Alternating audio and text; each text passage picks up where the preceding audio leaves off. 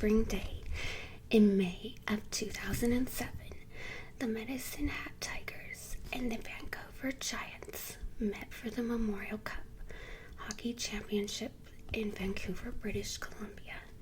The Tigers and the Giants were the two finest teams in the Canadian Hockey League, which in turn is the finest junior hockey league in the world. These were the featured stars of the sport, 17, 18, and 19 years old, who had been skating and shooting pucks since they were barely more than toddlers. The game was broadcast on Canadian national television. Up and down the streets of downtown Vancouver, Memorial Cup banners hung from the lampposts. The arena was packed. A long red carpet was rolled out on the ice, and the announcers introduced the game's dignitaries. First came the Premier of the British Columbia, Gordon Campbell. Then, amid tumultuous applause, out walked Gordie Howe, one of the legends of the game. Ladies and gentlemen, the announcer boomed, Mr. Hockey. For the next 60 minutes, the two teams played spirited, aggressive hockey. Vancouver scored first, early in the second period, and on a rebound by Mario Bliznak. Later in the second period, it was Medicine Hat's turn. As the team's scoring leader, Darren Helm, fired a quick shot past Vancouver's goalie, Tyson Sexsmith. Vancouver answered in the third period, scoring the game's deciding goal. And then, when Medicine Hat pulled its goalie in desperation, Vancouver scored a third time. In the aftermath of the game, the players and their families and sports reporters from across the country crammed into the winning team's locker room. The air was filled with cigar smoke and the smell of champagne and sweat-soaked hockey gear. On the wall was a hand-painted banner, Embrace the Struggle. In the center of the room, the Giants coach, Don Hay, stood misty-eyed. I'm just so proud of these guys, he said. Just look around the locker room. There isn't one guy who didn't buy in wholeheartedly. Canadian hockey is a meritocracy. Thousands of Canadian boys begin to play in the sport at the novice level before they are even in kindergarten. From that point on, there are leagues for every age class, and at each of these levels, the players are sifted and sorted and evaluated, with the most talented separated out and groomed for the next level.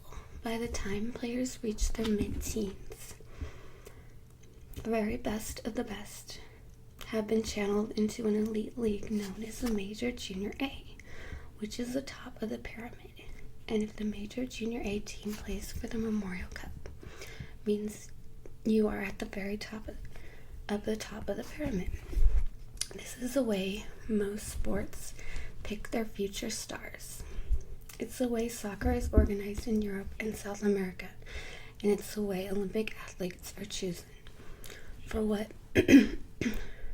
that matter, it is not all that different from the way the world of classical music picks its future virtuosos, or the way the world of ballet picks its future ballerinos, or the way our elite education system picks its future scientists and intellectuals.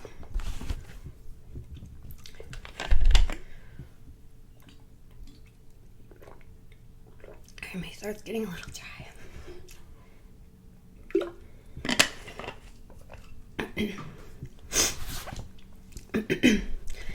You can't buy your way into Major Junior A hockey.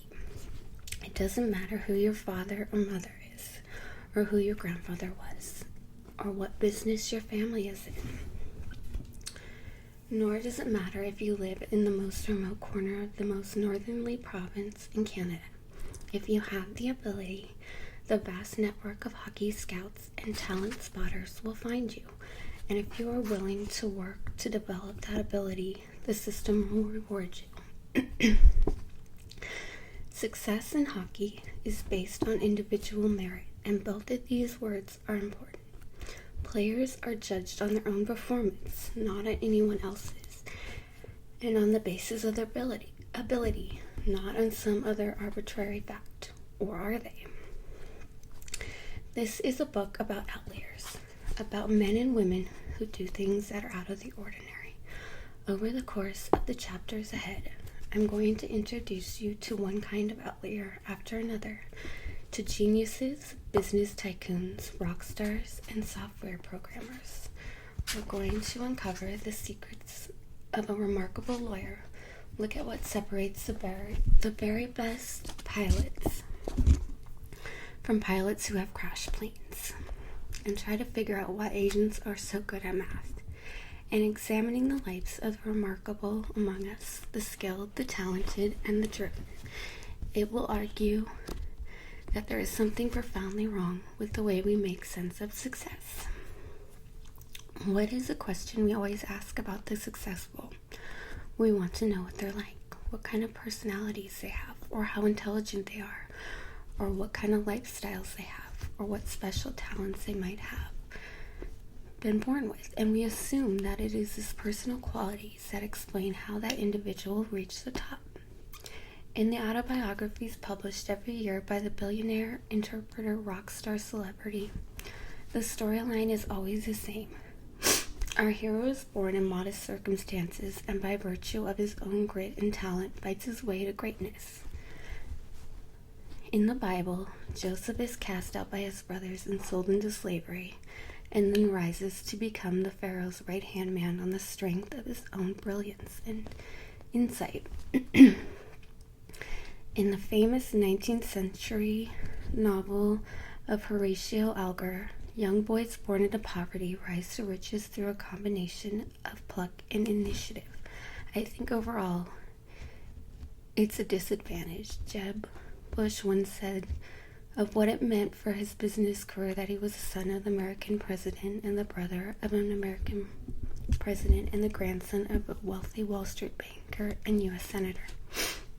When he ran for governor of Florida, he repeatedly referred to himself as a self-made man, and in the measure of how deeply we associate success with the efforts of the individual, that few batted an eye at that description. Lift up your heads. Robert Winthrop told the crowd many years ago at the unveiling of a statue of the great hero of American independence, Benjamin Franklin. And look at the image of a man who rose from nothing, who owed nothing to patronage, who enjoyed no advantage of early education which are not open, 100-fold open to yourself, who performed the most menial services in the business in which his early life was employed, but who lived to stand before kings and died to leave a name which the world will never forget. In Outliers, I want to convince you that these kinds of personal explanations of success don't work. People don't rise from nothing. We do owe something to parentage and patronage. The people who stand before kings may look like they did it all by themselves, but in fact, they are invariably the beneficiaries of hidden advantage and extraordinary opportunities and cultural legacies that allow them to learn and work hard and make sense of the world in ways others can't. It makes a difference where and when we grew up. The culture we belong to and the legacies passed down by our forebears shape the patterns of our achievements in a way we can't begin to imagine. It's not enough to ask what successful people are like.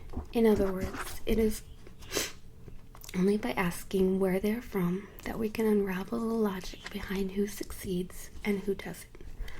Biologists often talk about the ecology of an organism. The tallest oak in the forest is the tallest not just because it grew from the hardiest acorn.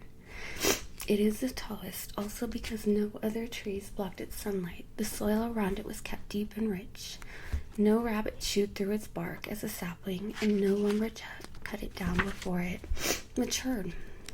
We all know that successful people come from hardy seeds. But do we know enough about the sunlight that warmed them? The soil on which they put down the roots and the rabbits and lumberjacks they were lucky to avoid?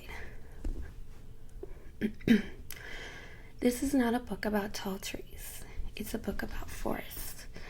And hockey is a good place to start because the explanation for who gets to the top of the hockey world is a lot more interesting and complicated than it looks. In fact, it's downright peculiar. Here is a player roster of 2000 Medicine Hat Tigers. Take a close look and see if you can spot anything strange about it. I'm going to show you this little diagram. You can see that. So, basically, it shows different names of players, their positions, their left or right, their height, weight, birth date, and hometown. So it says, did you see it?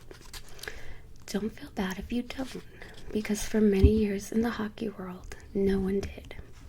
It wasn't until the mid-1980s, in fact, that a Canadian psychologist named Roger Barnsley first drew attention to the phenomenon of relative age. Barnsley was at a Lethbridge Broncos hockey game in southern Alberta, a team that played in the Major Junior League at the Vancouver Giants and the Medicine Hat Tigers. He was there with his wife Paula and their 2 boys, and his wife was reading the program when she ran across a roster list just like the one above that you just looked at. Roger said, "Do you know when these young men were born?" Barnsley said yes, they were all born between 16 and 20, so they'd be born in the late 60s. No, Paula went on. What month? I thought she was crazy, Barnsley remembers. But I looked through it, and what she was saying just jumped out at me. For some reason, there were an incredible number of January, February, and March birth dates. Barnsley went home that night and looked at the birth dates of as many professional hockey players as he could find. He saw the same pattern. Barnsley, his wife, and a colleague, A.H. Thompson, then gathered statistics on every player in the Ontario Junior Hockey League. The story was the same. More players were born in January than in any other month, and by an overwhelming margin. The second most frequent birthday month of February, the third March. Barnsley found that there were nearly 5.5 times as many Ontario Hockey League players, Junior Hockey League players born in January as were born in November. He looked at the all-star teams of 11-year-olds and 13-year-olds, the young players selected for elite traveling squads. Same story. He looked at the competition of the National Hockey League. Same story. The more he looked, the more Barnsley came to believe that what he was seeing was not a chance occurrence, but an iron law of Canadian hockey.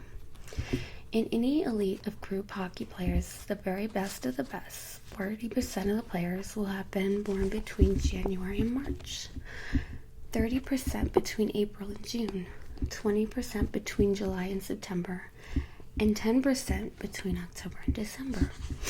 In all my years in psychology, I have never run into an effect this large, Barnsley said. You don't even need to do any statistical analysis. You just look at it. Look back at the Medicine Hat roster. Do you see it now?